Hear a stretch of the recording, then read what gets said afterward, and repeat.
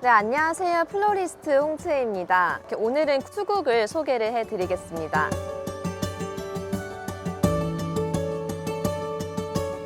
요 수국 이제 두 가지인데요. 두 개 다 모두 별수국 종류입니다. 이 왼쪽에 있는 수국은 저희가 일반 화단에서 요즘 많이들 보셨을 거예요. 한 3년 전부터 요 댄스 파티라고 하는 요 별수국 종류가 화단에 되게 많이 심겨진 수국입니다. 오른쪽에 빨갛게 가장자리가 이렇게 라인이 되어 있는 이 수국은 핑키링이라고 하는 수국입니다. 그래서 요 두 품종 모두 실내에서 키워도 길게는 뭐 한 달까지도 충분히 꽃을 볼 수 있는 곳이에요.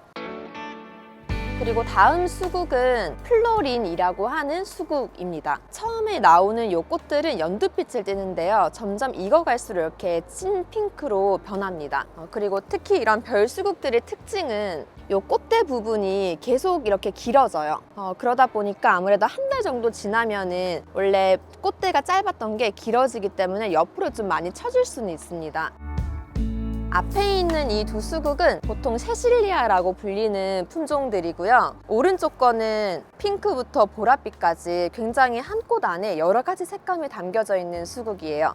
색상이 진짜 너무 예쁘죠. 그래서 왼쪽은 다 핀 거고요. 오른쪽 부분은 처음에 필 때는 이렇게 연두빛, 그리고 점점 이제 핑크 보랏빛 톤이 살짝 돌고 이 부분이 조금 더 피면은 이렇게 다 잎 모양이 굉장히 많이 커집니다. 왼쪽에 있는 것도 같은 세실리아이긴 한데 색상이 파란색을 띠는 수국입니다. 저희가 꽃 중에서는 보라색이랑 푸른빛을 띠는 꽃이 그렇게 많진 않아요. 그래서 이런 푸른색이나 보랏빛을 띠는 그런 꽃들은 굉장히 희귀하다 혹은 이제 많은 사람들의 눈길을 끌 수 있는 이런 색감입니다. 그래서 수국을 식재를 하실 때도 이렇게 푸른빛을 띠는 거를 하나를 놓아주면 확실히 대비가 때문에 훨씬 더 좀 활기찬 분위기를 연출하실 수가 있습니다.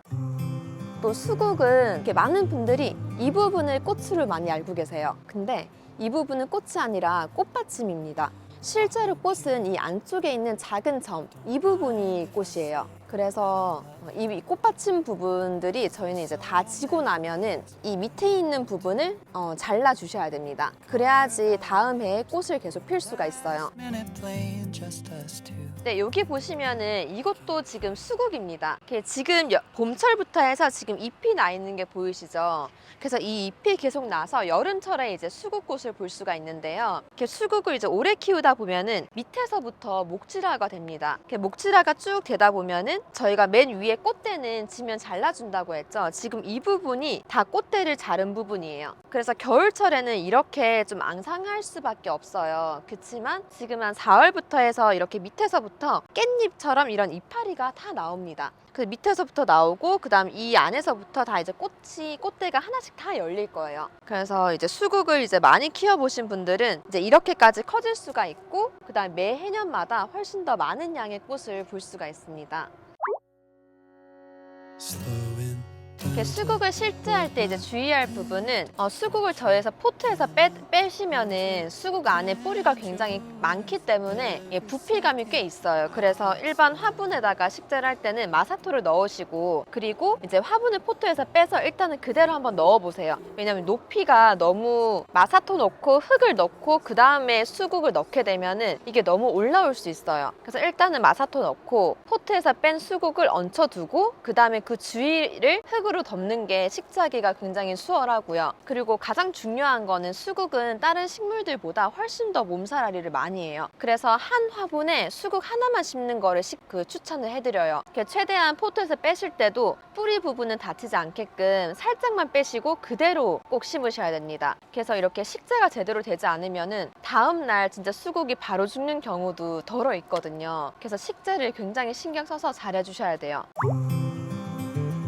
수국 같은 경우는 겨울철에 어느 정도의 저온이 꼭 필요합니다. 그래서 그런 저온 없이 그냥 따뜻하게만 온도를 가지고 겨울을 보내게 되면은 다음 해에 잎만 풍성하고 꽃이 거의 열리지가 않아요. 그래서 수국을 꽃을 많이 보기 위해서는 첫 번째로는 겨울철에 저온 처리가 꼭 필요합니다. 그래서 0도씨에서 10도씨 정도의 그런 저온 처리가 꼭 필요하고, 그리고 두 번째로는 꽃이 지고 난 다음에 꽃대를 반드시 잘라주셔야 돼요. 그 두 가지 조건을 충족시키시면은 다음 해에도 이렇게 예쁜 꽃을 계속 볼 수가 있습니다. 그리고 또 수국꽃을 구매를 하실 때는 이렇게 나는 수국을 오래 보고 싶어서 너무 몽우리인 것을 사시면은 집에다 가져다 놓았을 때 이 몽우리가 다 피지 않을 수가 있어요. 그래서 어느 정도 조금 핀 꽃을 구매를 하셔야지 나머지 부분들도 다 꽃이 핍니다. 네, 이 부분 잘 참고하셔서 수국을 구매를 하시고요. 수국은 굉장히 특이한 식물 중에 하나인 게 이게 흙의 산도에 따라서 꽃의 색상이 다르게 나와요. 아마 좀 들어보신 분들도 많으실 거예요. 그래서 예를 들면은 토양이 산성일 때는 이렇게 푸른색의 수국이 나오고요. 반대로 알칼리성일 때는 이렇게 핑크색의 붉은 수국이 나오고요. 그 다음에 질소가 적을 때도 마찬가지로 붉은색의 수국이 나옵니다. 그래서 이제 사람들이 많이 이거 제 수국이 시든 거 아니냐 이렇게 많이 물어보시는데 시든 건 아니고 이제 토양의 산도가 계속 변하기 때문에 그에 따라서 수국의 색상도 좀 변하는 거거든요. 그래서 그럴 때는 토양이 점점 좀 산성화가 되어 가구나 라고 생각을 하시면 되실 것 같습니다. 네, 이렇게까지 하면은 수국 식재가 다 완성이 되었습니다. 지금 제가 한 것처럼 이렇게 마감토를 꼭 해주는 것이 좋습니다. 왜냐면 저희가 마감토를 꼭 하는 이유는 우선 첫 번째로는 물구멍이 생기는 거를 막고요. 그리고 두 번째로는 물이 이제 불어나서 옆으로 넘치는 거를 막을 수가 있어요. 그래서 기능적이고 또 미적인 역할 이 두 가지를 다 충족하기 때문에 마감토는 꼭 해주시는 것이 가장 좋습니다.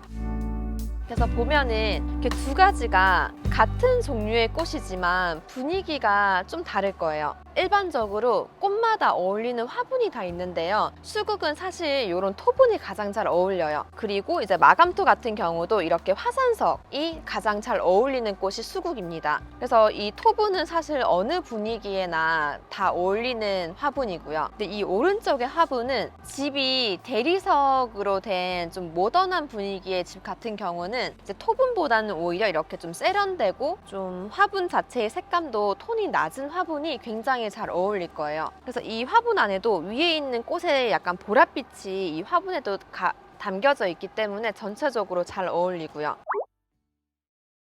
그래서 이렇게 하시면은 물주기는요, 그냥 일반적으로 일주일에 한 2번 정도 주시면 되는데, 집 환경에 따라서 우리 집이 일주일에 2번 줬는데 수국이 좀 처진다 라고 하면은 물 주는 주기를 주 3회로 늘리시면 되시고요. 근데 혹은 집안이 습하다라고 하시면은 주 1회까지 주셔도 괜찮아요. 근데 반드시 주 1회는 꼭 주셔야 될 겁니다. 그리고 수국은 해를 좋아해요. 해를 많이 받아야지 꽃이 활짝 그리고 많이 피거든요. 그렇기 때문에 수국도 한 반 양지 정도 해가 드는 곳에 놔두시면 또 좋습니다.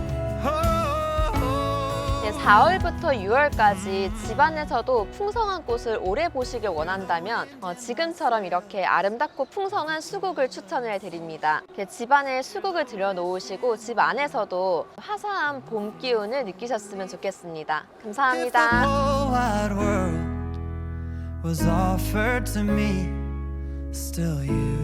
Be all I need. Oh, you'd be all I need.